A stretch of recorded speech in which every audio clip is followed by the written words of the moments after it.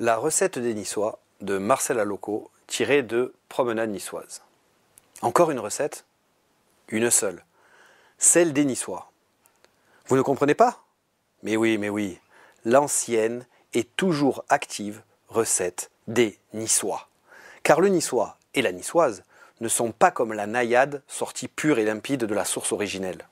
Pour faire les Niçois, prévoir une piñata, un chaudron, entre Montchauve, Montboron et Méditerranée. Arrosé de limpia et des paillons.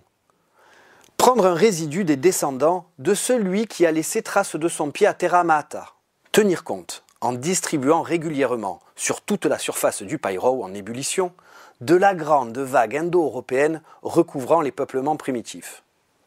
Ajouter rapidement, sous peine d'extinction, quelques Ligures, quelques Celtes, aussi les dits Gaulois qui depuis longtemps s'accrochaient aux Alpes.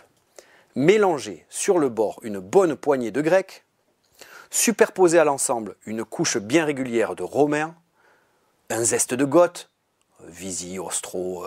Pour une dégustation très fine, on trouverait peut-être encore à insinuer d'infimes traces de Cimbres ou de Teutons, des Vandales, des Suèves, Bourgondes et une poussière de Francs aussi. Peut-être quelques uns erratiques vinrent-ils après la défaite au champ catalunique terminer prophétiquement leur vie sur cette côte en bout du monde.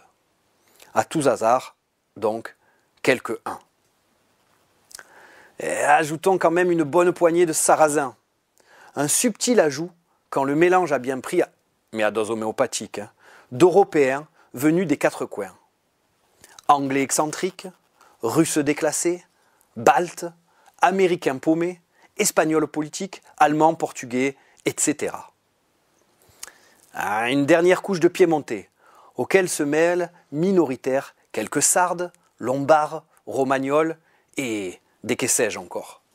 Combien de piémontais? Un peu, faut voir.